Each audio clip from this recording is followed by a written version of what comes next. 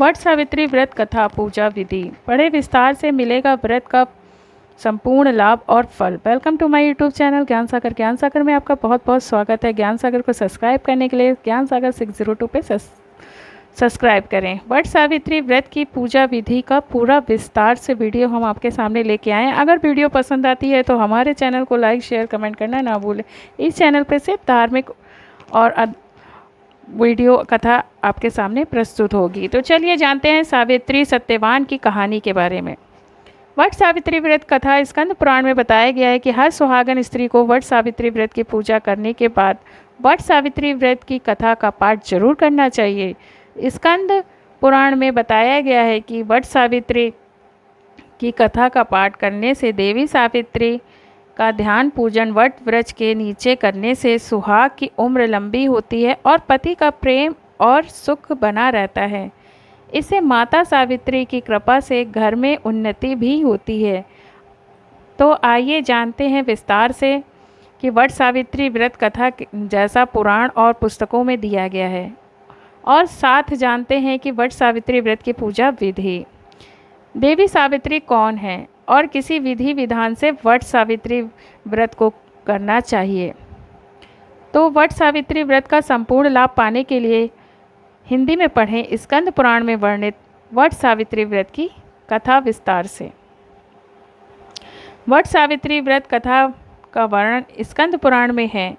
स्कंद पुराण में देवी सावित्री के पति सत्यवान की मृत्यु हो जाने पर सावित्री द्वारा पति के प्राण वापस लाने की कथा का जिक्र वट सावित्री व्रत कथा में किया गया है।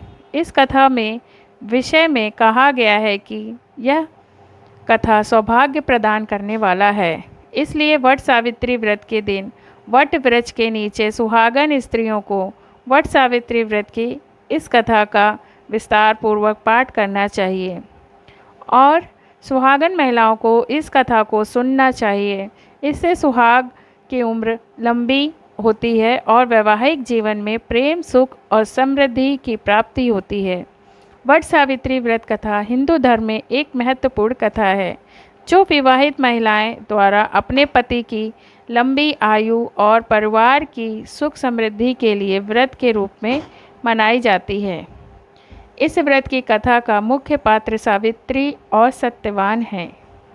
तो चलिए देर नहीं करते हैं और जानते हैं देवी पार्वती द्वारा भगवान शंकर द्वारा सुनाए गए इस कथा को। देवी पार्वती जी ने कहा, हे देवताओं के भी देवता जगतपति शंकर भगवान, प्रभास क्षेत्र में स्थित ब्रह्मा जी के प्रिय जो सावित्री देवी हैं उनका चरित्र और मुझसे कहिए, जो उनके व्रत का महत्व हो और उनके संबंध का इतिहास हो एवं जो स्त्रियों को प्रति व्रत को देने वाला सौभाग्यदायक और महान उदय करने वाला हो। तब शंकर भगवान ने कहा कि हे महादेवी, प्रभास क्षेत्र में स्थित सावित्री के असाधारण चरित्र को मैं तुमसे कहता हूँ।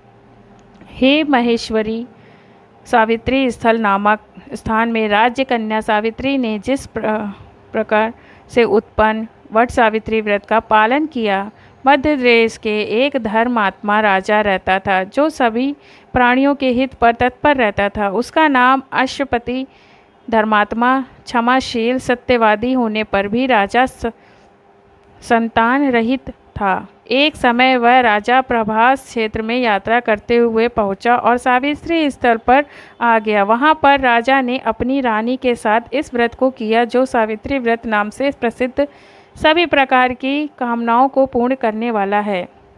भूर्भुव स्वाहा इस मंत्र की साक्षात मूर्ति बनकर स्थित श्री ब्रह्मा जी की प्रिय सावित्री देवी उस राजा पर प्रसन्न हुई। कमंडलू को धारण करने वाली वह सावित्री देवी दर्शन करने के बाद पुनः अदृश्य हो गई।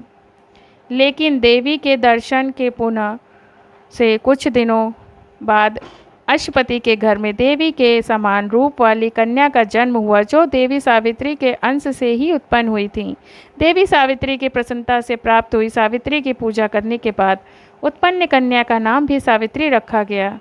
वह राजकन्या देवी लक्ष्मी के समान शोभित होती हुई बढ़ने लगी। धीरे धीरे सुकोमल अंगों वाली वह कन्या यौवन अवस्था को प्राप्त हुई। नगरवासी उस कन्या को देखकर यही समझते थे कि वह कोई देव कन्या है। कमल के समान विशाल नेत्रों वाली वह तेज से अग्नि के समान प्रज्वलित होती है हुई वह सावित्री महर्षि भृगु द्वारा कहे हुए सावित्री व्रत को करने लगी। लक्ष्मी के समान सुशोभित वह कन्या एक दिन देवी सावित्री की पूजा के बाद पिता के पास खड़ी हो गई। उस समय पुत्री की युवावस्था को प्राप्त हुई देखकर राजा ने मंत्रियों से सलाह किया। इसके बाद राजा ने सावित्री से कहा, हे पुत्री, तुम्हें योग्य वर को देने का समय आ गया है। मुझसे कोई तुम्हें मांगने के लिए भी नहीं आता और मैं भी विचार करने पर तुम्हारी आत्मा के अनुरूप वर को नहीं पा रहा हूँ। अतः हे पुत्री, देवताओं के निकट मैं जिस तरह से निंदनीय ना हूँ वैसा तुम करो। मैंने धर्मशास्त्र में पढ़ा और सुना भी है कि यदि पिता के गृह में रहती हुई विवाह के पहले ही जो कन्या रजोधर्म से युक्त हो जाती है उसके पिता को बड़ा पाप लगता है। लक्ष्मी के समान सुशोभित वह कन्या एक दिन देवी सावित्री की पूजा के बाद पिता के पास खड़ी हो गई। उस समय पुत्री की युवावस्था को प्राप्त हुई देखकर राजा ने मंत्रियों से सलाह लिया। यही कथा दोबारा दोहरा रही हूँ। इसके बाद राजा ने सावित्री से कहा कि हे पुत्री, तुम्हें योग्य वर को देने का समय आ गया है। मुझसे कोई तुम्हें मांगने के लिए भी नहीं आता। यह विचार करने पर तुम्हारी आत्मा के अनुरूप मुझे कोई वर दिखाई नहीं दे रहा। अतः हे पुत्री, देवताओं से निकट मैं जिस तरह से निंदनीय हो जाऊं वैसा तुम करो। मैंने धर्मशास्त्र में पढ़ा है, सुना भी है कि यदि पिता के गृह में रहती हुई विवाहित कन्या रजोधर्म से युक्त हो जाती है उसके पिता को बड़ा पाप लगता है। इसलिए हे पुत्री, मैं तुमको भेज रहा हूँ कि तुम स्वयं ही अपने योग्य वर ढूंढ लो। वृद्ध मंत्रियों के साथ शीघ्र जाओ और मेरी बात को मानो। इसके बाद जैसा कहते हैं वैसा ही होगा। ऐसा कहकर सावित्री घर से निकलकर राजर्षियों के साथ तपोवन की ओर चल पड़ी और वहां पहुंचकर माननीय वृद्धजनों को प्रणाम करके सभी तीर्थों और आश्रमों में जाकर पुनः मंत्रियों के साथ सावित्री अपने महल को लौट आई। यहाँ सावित्री ने पिताजी के साथ देवर्षि नारद जी को बैठे हुए देखा। आसन पर बैठे हुए नारद जी को प्रणाम करके मुस्कुराती हुई जिस कार्य के लिए वन में गई थी सारी बातें कहने लगी। सावित्री बोली, हे नारद जी, शाल्व देश में धर्मात्मा धूम्रसेन नाम से विख्यात एक क्षत्रिय राजा है जो देव योग से नेत्रहीन हो गए हैं। रुक्मिणी नामक उनके एक सामंत ने उनसे राजपाट छीन लिया है और वह अपने पुत्र और पत्नी के साथ वन में रह रहे हैं। उनका पुत्र सत्यवादी और धर्मात्मा है।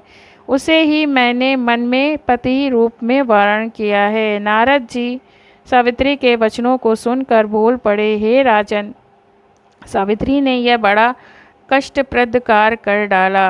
बाल वृद्धि होने से इसने केवल गुणवान समझकर सत्यवान को वरण कर लिया। सत्यवान मिट्टी के घोड़े बनाता है और घोड़े का चित्र भी बनाता है, इससे उसे चित्रश भी कहते हैं। सत्यवान दान और गुण रंती देव के शिष्य के समान है। ब्राह्मणों की रक्षा करने वाला और सत्यवादी है। राजा ययाति के समान उदार, चंद्रमा के समान प्रिय लगने वाला, रूप में दूसरे अश्विनी कुमार के समान है। धूम्रसेन के समान बलवान है, लेकिन उसमें केवल एक दोष है, दूसरा कोई नहीं कि सत्यवान आज से ठीक 1 वर्ष पर क्षीण आयु हो जाने से देह त्याग कर देगा। इस प्रकार नारद जी की बात सुनकर राजकन्या सावित्री ने राजा से कहा, राजा, लोग किसी से एक बार कोई बात कहते हैं, ब्रह्मवेत्ता एक ही बार कहते हैं और एक ही बार कन्या दी जाती है। ये तीनों कर्म एक ही बार किए जाते हैं, बार बार नहीं। दीर्घायु हो अथवा अल्पायु हो, गुणवान हो अथवा निर्गुण हो, वर को एक ही बार वर्ण कर लिया। अब दूसरे वर को वर्ण नहीं करूँगी। नारद जी ने कहा, हे राजन, यदि आपको उचित लगता है हो तो अपनी पुत्री सावित्री कन्या दान शीघ्र कर डालिए। राजा शुभ मुहूर्त विधि विधान पूर्वक सत्यवान के संग सावित्री का विवाह करवा दिया।